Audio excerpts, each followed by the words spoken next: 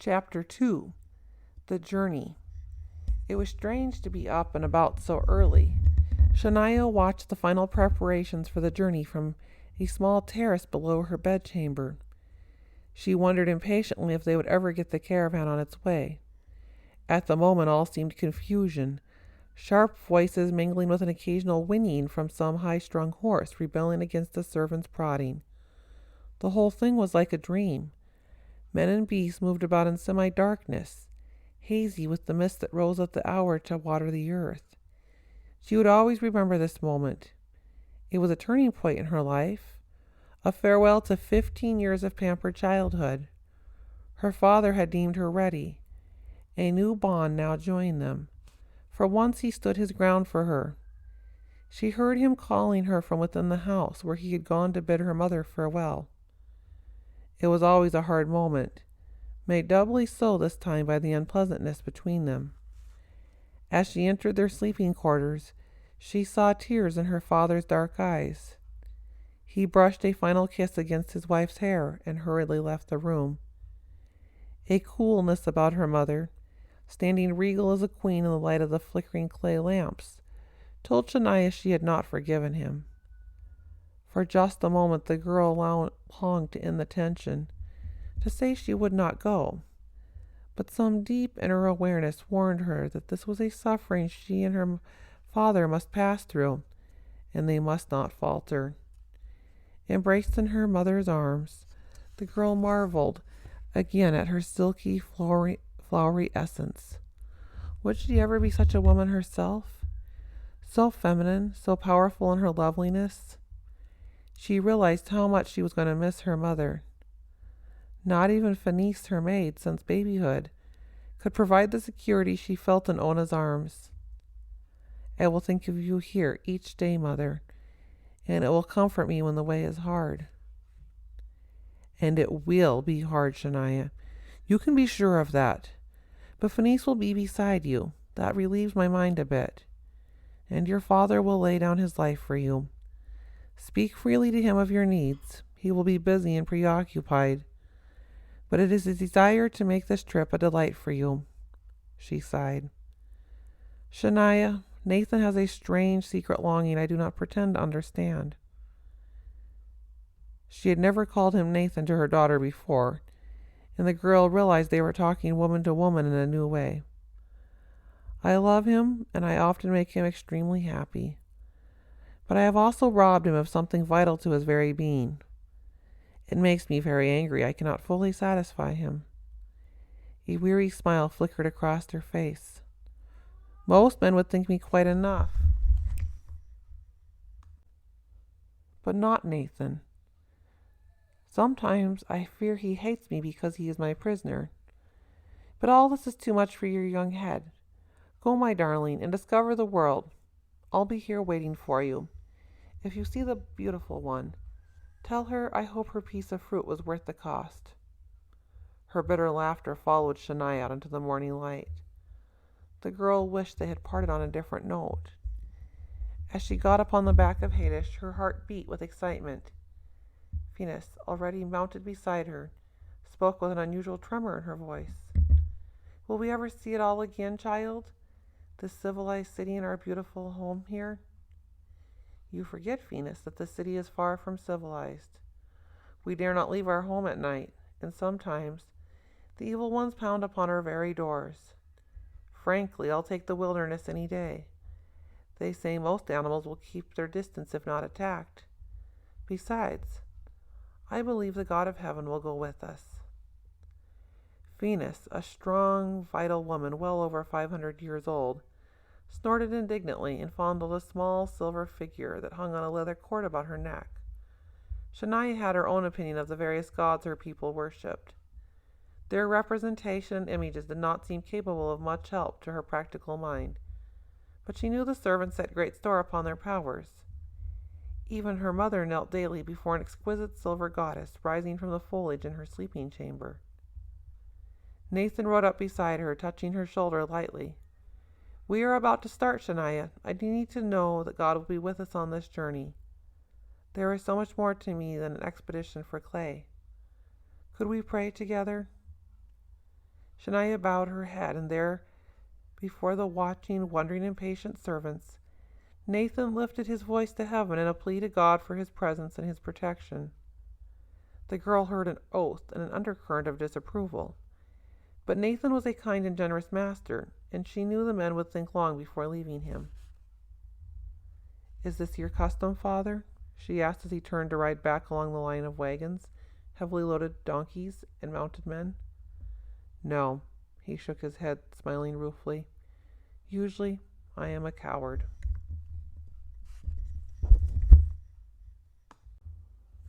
That night they pitched their tents among the hills surrounding the city. All day they had traveled a mountain road, the ascent gentle but definite. Shania and Phineas had looked backward in awe as the city fell beneath them. Now in their own tent, pitched beneath a solitary pine, they looked down upon the faint lights of the valley. Shania thought of her mother there alone. It had been a pleasant day, and they had made good progress. The men were in high spirits. Such trips were a break in routine, which they looked forward to with keen anticipation.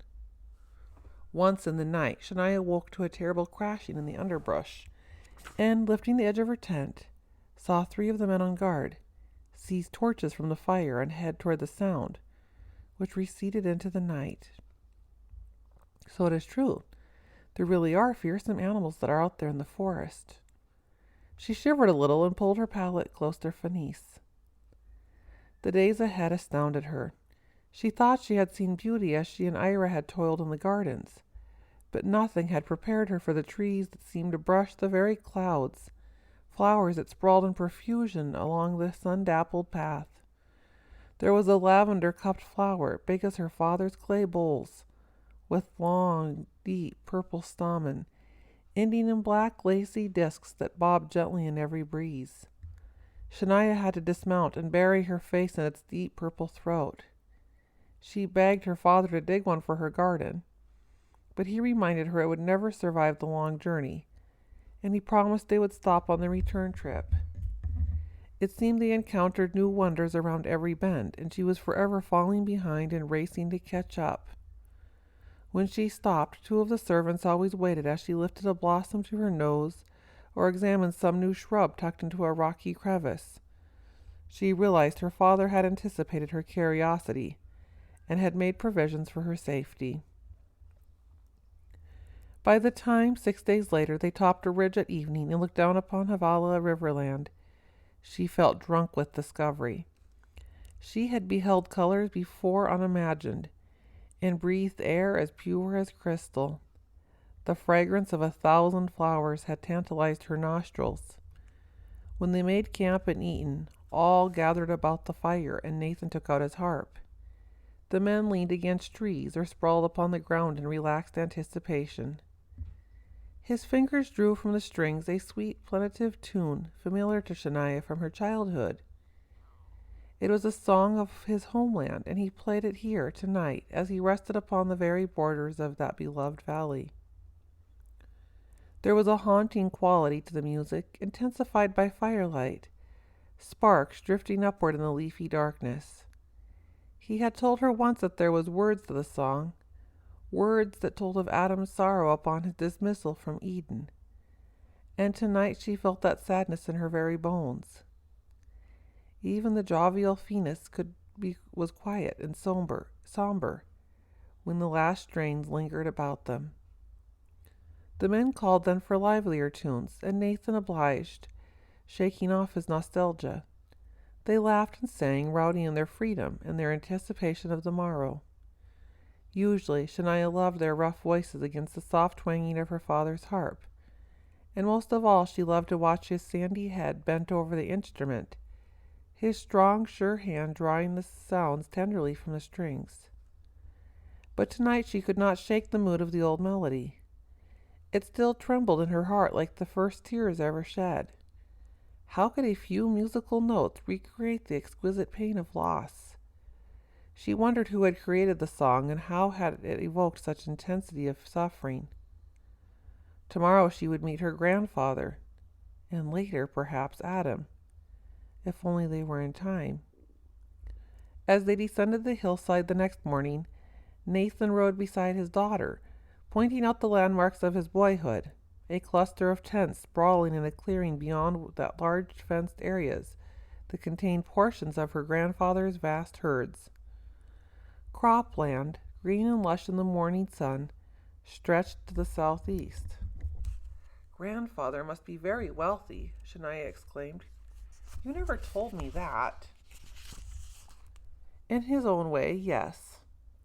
I suppose he is, though wealth is of little consequence here. He does what he likes, and he does it well, and God prospers. The river needed no identification.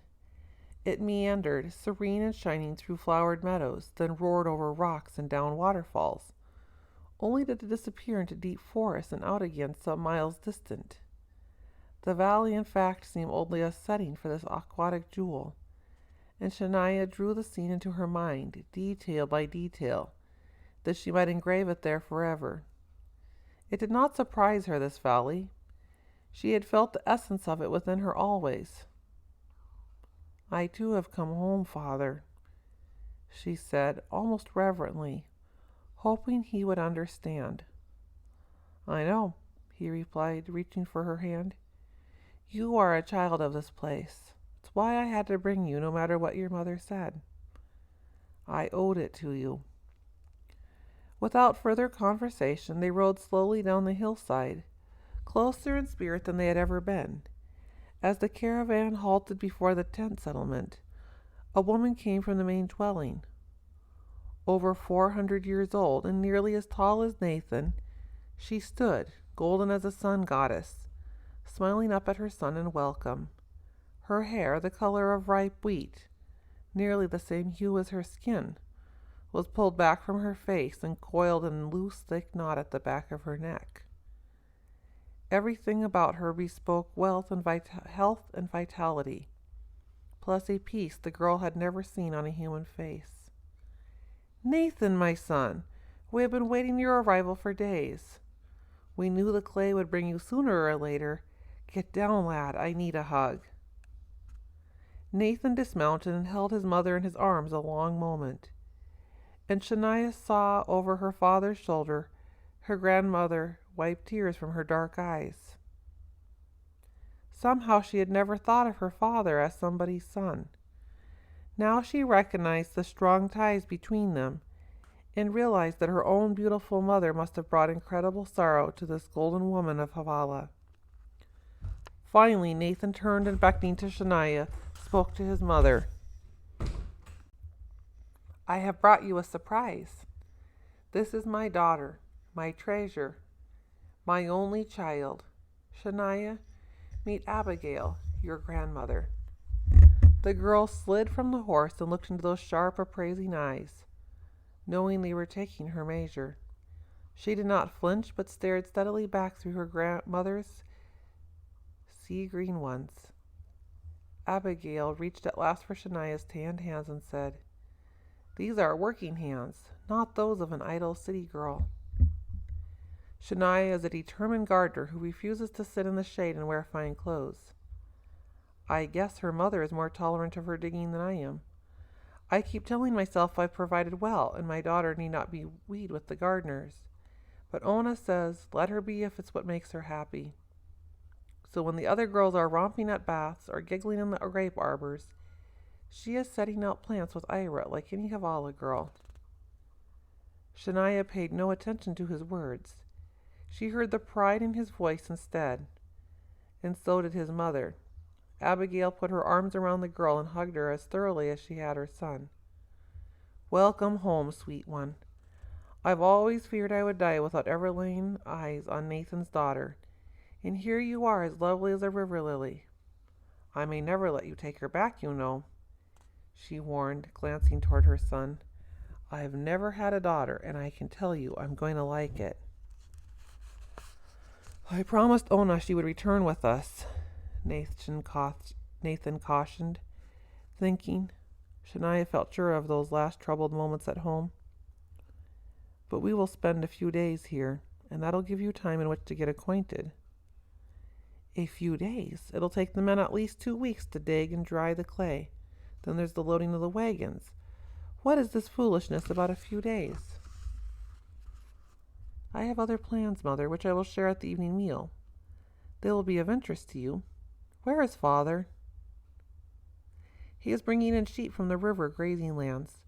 Why don't you ride out to meet him? Just be careful not to startle the sheep.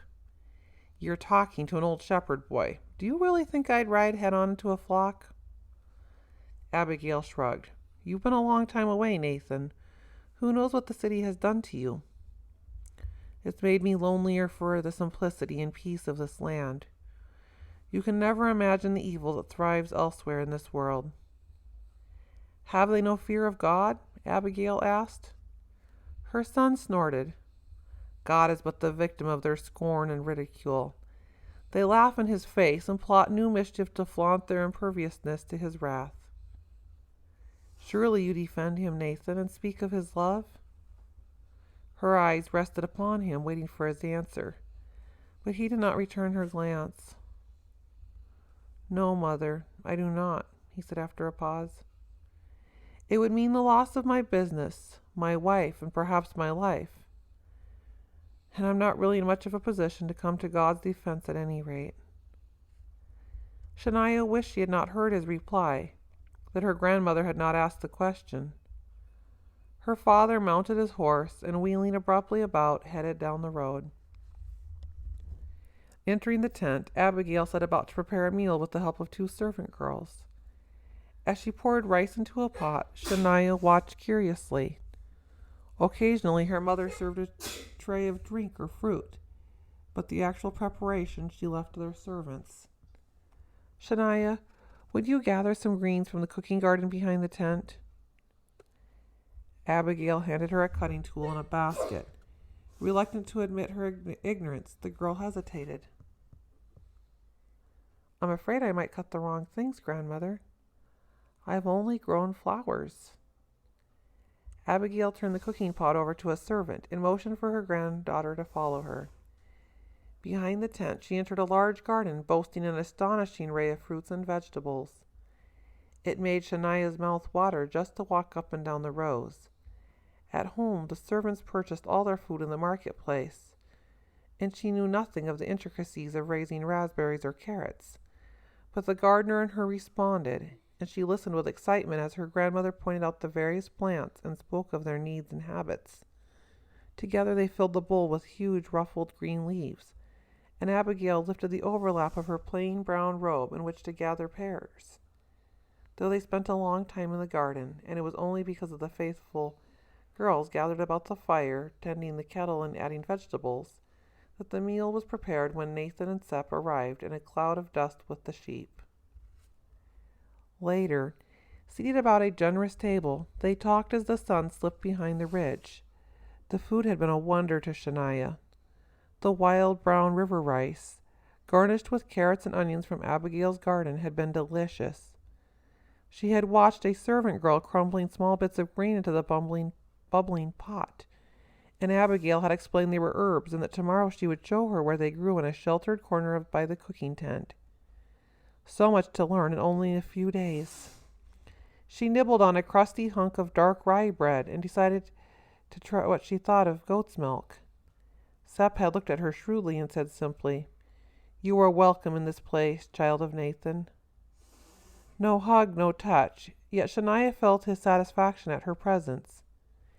He was someone to anticipate, to savor slowly, to win. As they ate the juicy pears with mild, soft cheese, Abigail turned to her son. "Let us hear the plan that is so important to you that you must drag my granddaughter away before I even know her." Nathan sat a moment, biting the last bits of fruit from its core, weighing his words. He was as uncomfortable, Shania thought, as he had been telling her mother, but for different reasons. With Ona he was the pure one, always accusing her indifference with his loneliness for God. Here he was the sinner, the one who walked away, who had sold out, who rejected God. Ona scorned his longings to see the world's beginnings, while those around the table would not understand his ambiguous loyalties. Her heart went out to him. For the first time she realized, as his daughter, there would be choices for her too. The thought made her uneasy. I have long desired to see for myself the Garden of Eden, and to meet, if possible, the patriarch Adam. I have heard from passing caravans in the city he is aging, and I dared not wait any longer. Who knows, perhaps when he dies, the great God of heaven will whisk the garden away, and we will have no reminder of how it began. A hint of banter in his voice masked the terrible hunger of his heart. It is a long journey, Sepp said, and there are cities where one hardly dares camp within or without the walls. Why not leave Shania here with us if you insist upon going? It is no experience for a child. The girl held her breath. She wanted to go, but dared not say so in the presence of this giant of a man who seemed something of a patriarch himself. Before Nathan could answer, Abigail spoke. I will go with you, Nathan, and care for the girl. It has ever been my dream. I am in the prime of life, and I have no fears. We will take a few strong and trusted servants, keep our party small, and travel quickly. Shania glanced cautiously at her grandfather to see how he was reacting to her suggestion, but his weathered face was inscrutable. You are needed here, Mother, Nathan said. There are 100 tasks a day demanding your time and talents, though God knows it would be a great burden from my mind, and I am grateful for your offer. Let her go. Her husband's voice was firm and final. She has worked hard and deserves her dream. But if anything should happen, if I did not return her to this place, I could never forgive myself. When she dies, it'll be the will of God, whether here or there, and your mother will not die easily anywhere. Sepp chuckled and placed his hand over his wife's. She is a woman of many resources. Shania could remain still no longer. Then it is settled? You will go, grandmother? Oh, this is better than I could have imagined. Let's leave Venus here. She is uneasy away from the city, and she dreads journeying farther. Abigail smiled at her granddaughter's enthusiasm. There may be days, child, when you wish you had taken her along. If we have no female servants, you must help with all the food preparations and the washing of garments. You will learn a bit about the life of a servant, and you may never again so dispense readily with faithful Venus. I want you to think carefully about this too, Mother. Nathan rose from the table. It is enough I endanger my daughter's life without putting you at risk too. You cannot know how I have longed to see the spot where Adam walked in perfect unity with his Creator. God willing to see him too. I hear they have been ridiculed and accused and harassed over all these years. What a price they have paid. What a price we have all paid, Shania said softly, echoing her mother's bitterness. Her words did not escape Abigail. To walk with God is a privilege we all have, Shania. And when it is all over, we will forget the suffering and remember only what it cost him. I don't understand it all, grandmother. Nor do I. I simply trust him. Once our ancestor Seth, third son of Adam, traveled through this valley and taught us. He said, just trust God. He loves you and has promised to make all things right. So that's what we've done. Sepp and I have trusted him. Sometimes when I am working in the garden, I feel his presence so close I can almost reach out and touch him. But if we are all sinners, how will anything ever change? How will God ever accept us again? Seth said God made a promise there in the garden, that day when Eve ate the fruit. And while no one understands it totally, it is a promise of hope, an oath by God that he will send a deliverer. I guess every woman who believes it looks at her first male child and wonders if he will be the one. Did you think that about my father? He was a good baby and a gentle child, the kind of son every mother enjoys, especially after raising a few rascals. Of all my sons, Shania, he seemed most fitted to become a deliverer. They are all sons of God now, the rascals, and only Nathan, my precious Nathan, walks apart from him. Tears stood in Abigail's eyes, and she could speak no more. Shania bent and dropped a kiss on her grandmother's shining hair as she sat still at the table. Let us go in, for it's getting cool. And don't grieve over Father. Surely he would not make this pilgrimage if he had abandoned God. He speaks to me often of him. There are images of God everywhere at home, but Father has always taught me they are useless hunks of metal, however beautiful, and there is only one true God who lives beyond the skies and who knows our thoughts and longs for our love and obedience. You are right. A spark still flickers in his heart. We have 3 days in which to make our preparations for this journey, and we must work fiercely. Then we will rest and worship on the Sabbath and set out first on the first day. Shania had no idea what Sabbath was, but decided to ask questions another day. When Abigail said work, she meant a whirlwind of activity totally beyond Shania's experience. The two washed clothes and hung them on bushes to dry, baked flat hard breads, and packed supplies of legumes and dried fruit in goatskin bags. Shania dug and scrubbed root vegetables and tied barley in small pouches. Late on the 6th day, the preparations dwindled to a total standstill, and by the time the sun hung like one of Abigail's ripe apricots over the ridge, the entire clan had gathered at tables among the orchard trees with a simple meal before them. Over the past few days, Shania had met an occasional uncle or cousin, but such had been her concentration upon the journey she had no time to appraise her relatives. Now they were gathered here, well over 400 of them, in a spirit of something between celebration and worship. Shania seated beside Nathan, sensed they were waiting for something. When the last child was settled, Sep stood. Still he waited until all sound ceased. Then he spoke to the men, women, children, and servants seated before him. Another Sabbath is ours. God be praised for his goodness and protection, for Nathan's safe arrival, and for the promised one. Taller than her father, he stood like a giant among his family and friends, yet she sensed a reverent humility in her grandfather. What is Sabbath? She whispered to her father, but he laid his finger over his lips in warning.